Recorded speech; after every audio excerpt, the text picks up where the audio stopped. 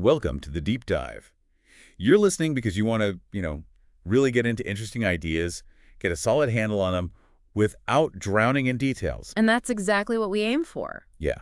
So today, we're diving into something pretty fascinating. The idea that cities themselves send out these hidden messages. Messages about what's important, what's valued. Exactly. And how these signals can actually shape our own ambitions, what we end up striving for. It's a powerful concept, isn't it? We usually think ambition is just internal, something that comes purely from us. Right. But what if our surroundings are subtly nudging us?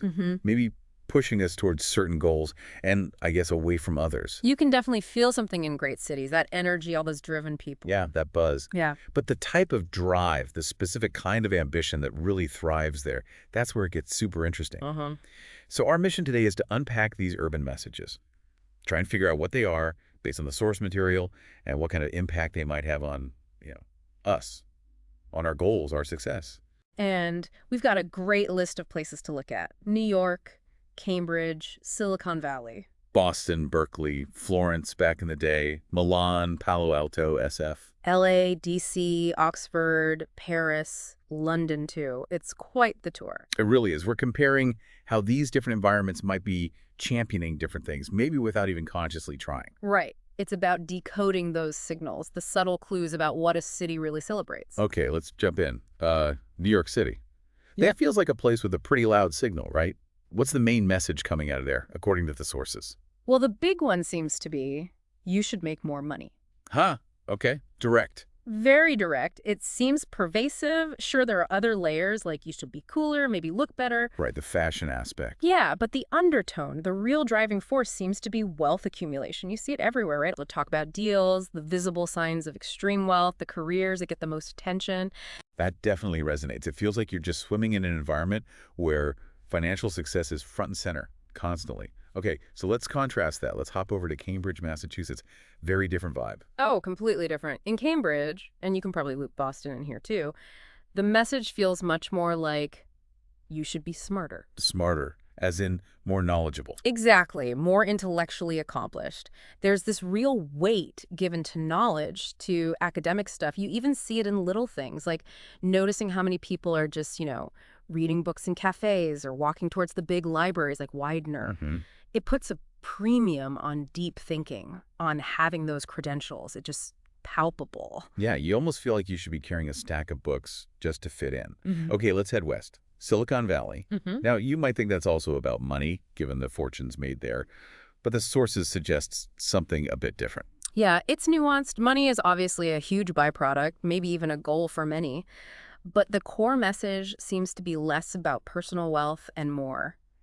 You should be more powerful. Powerful? How so? Powerful in the sense of having impact, shaping the future, wielding influence through technology and innovation.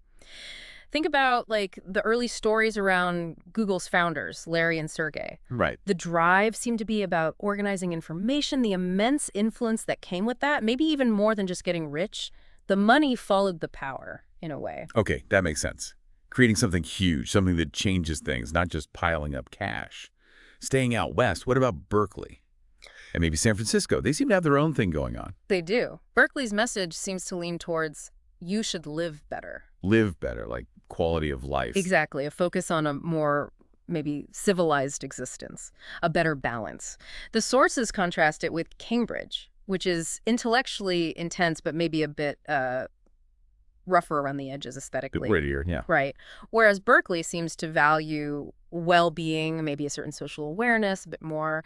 And San Francisco, at least currently, seems to be echoing that live better vibe. Though there's a little note in there that SF could shift if, say, a lot more big startups decide to base themselves in the city instead of down the peninsula in Silicon Valley proper. Interesting. So maybe less raw ambition, more focus on the overall lifestyle in Berkeley and SF for now. Okay, let's go south. LA, the land of common. Well, what is the message there?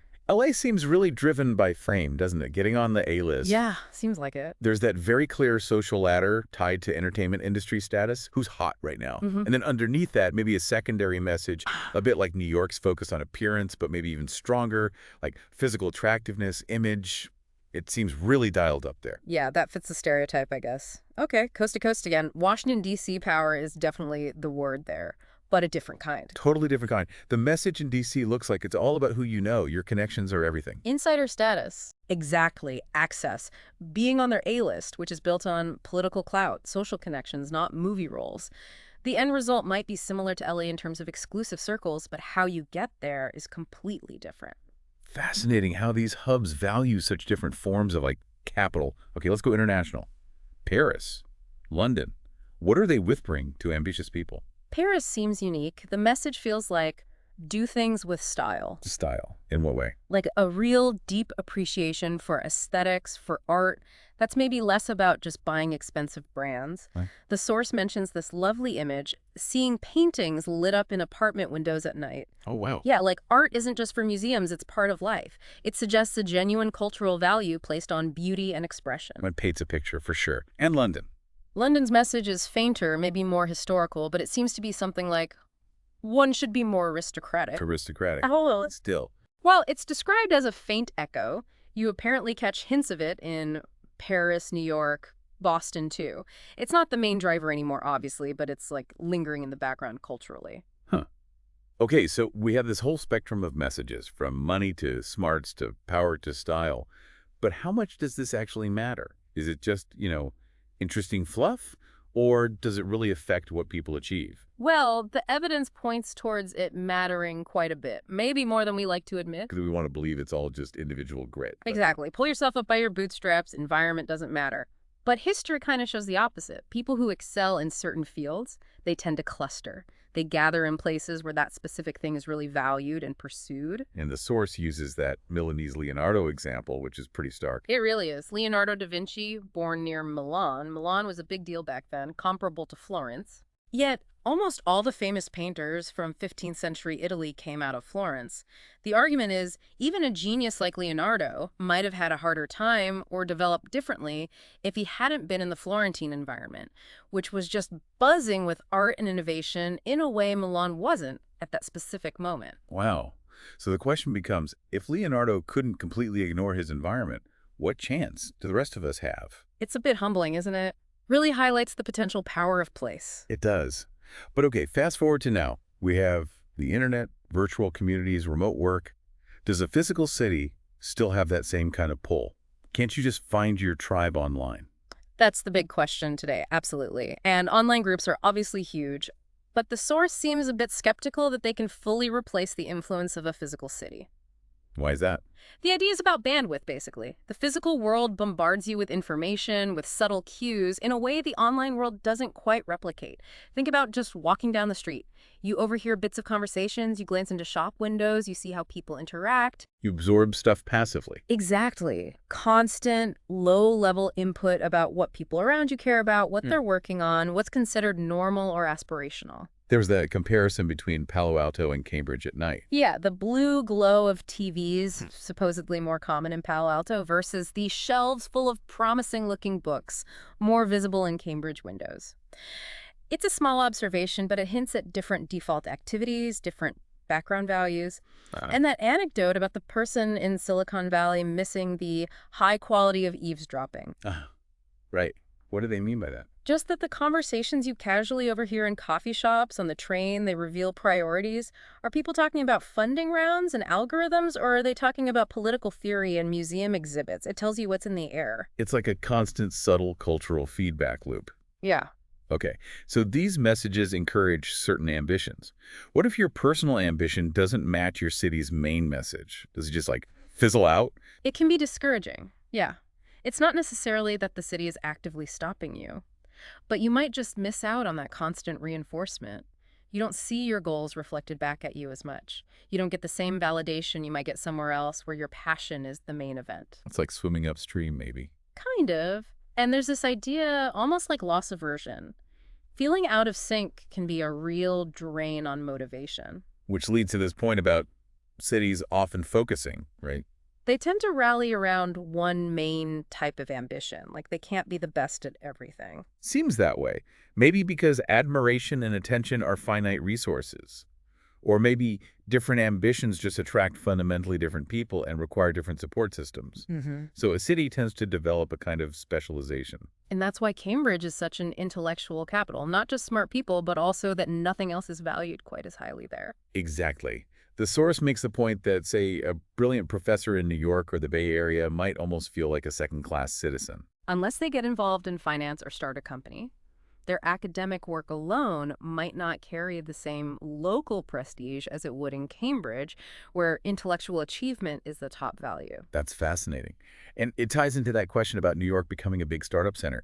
The existing finance culture might actually hold it back. That's the argument. A startup founder in New York might just feel less important, less central to the city's identity than someone running a hedge fund. Even if they're objectively successful. Right. The cultural gravity is just pulling harder towards finance. And this raises that longer term question for New York, is focusing so heavily on wealth now going to cost them down the line compared to places focusing on the power that comes from creating new tech?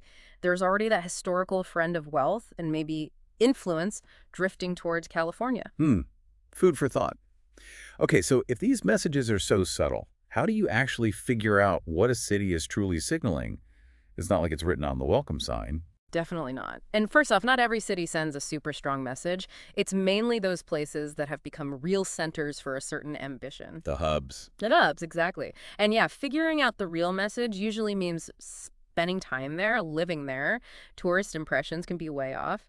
Your own story about initially misjudging Berkeley is a perfect example. Yeah, I went in thinking it was one thing based on reputation. And living there showed me something much more complex, more focused on that live better idea than I expected. And the Florence example shows that these messages aren't set in stone either. Cities change. What Florence valued most in the 15th century isn't necessarily what defines it today. True. Things evolve. And you mentioned your own experience with New York being drawn to it initially, then realizing it wasn't quite the right fit. Right. I mean, the energy is amazing, undeniable. Yeah. But after a while, I realized that the specific ambition it seemed to amplify most strongly, that drive for wealth wasn't actually my primary driver. It felt like a mismatch, personally. It really highlights how personal this is. Finding a place where the city's background hum resonates with your own frequency, so to speak. That's a good way to put it. And the source brings up young people, right? Often they have this raw ambition, this drive to do something significant, but they haven't figured out what yet. Yeah, ambition before the specific goal crystallizes. Exactly. And for them, maybe the best path is a bit of trial and error. Spending time in different kinds of cities, a finance hub, an intellectual center, a tech hotspot, might be how they discover both what they truly want to pursue and where they feel most at home, most encouraged. So these great cities are powerful, they can ignite ambition, but are they the only place great work gets done? Do you have to be in one? No, not necessarily indispensable for every field. It really depends. For Right. some areas, like maybe pure math or theoretical physics, the main thing you need is a strong department, brilliant colleagues. The audience is mostly peers. Evaluation is pretty internal to the field. Like the Los Alamos example during the Manhattan Project. Not exactly a bustling metropolis, but intense concentration of talent. Precisely. The immediate colleagues matter more than the wider city environment in those cases. But for other fields. For fields where the audience is broader, maybe talent is harder to judge objectively, or there's direct payment involved, think arts, writing, maybe even tech startups. The bigger environment of a great city seems more crucial. Why? For feedback, connections. All of that, encouragement, finding peers who get what you're doing, getting noticed, just being in a place where your kind of work is understood and valued. The Impressionists are a great example. How so? They came from all over France, even the Caribbean, I think, but it was their time together in Paris, feeding off each other, challenging each other, finding patrons. That was what really defined them as a movement. Paris provided the crucible. So the city acted as an incubator and a stage. Yeah. And it seems the critical window for needing that city boost is often early to mid-career, when you're still establishing yourself, finding your voice, building your network. Doesn't necessarily have to be where you grew up or went to college. Right. It's often about those formative professional years. Once you're established, maybe you can work from anywhere. But getting there often benefits from being in the right place at the right time. Okay, so pulling this all together. The big takeaway is that cities aren't just concrete and steel. They're actively talking to us in these subtle ways, sending messages about what matters. And those messages have a real, often subconscious, pull on our ambitions on the directions we take. It makes you realize how much our environment might be shaping us without us even noticing. Yeah, the key is maybe just bringing that awareness to the surface, recognizing that where we are does influence what we value and what we chase after. Which really leads to a crucial question for everyone listening. Think about your own environment right now. What message is it sending you, day in and day out? And importantly, does that message actually line up with your aspirations, with the kind of life you truly want to build? It's a powerful thought, given how much these places can subtly shape our potential. How deliberate are we being about choosing them? Is the eavesdropping in your life, the background noise, actually supporting the ambitions you hold? Or maybe nudging you somewhere else entirely? Definitely something to mull over.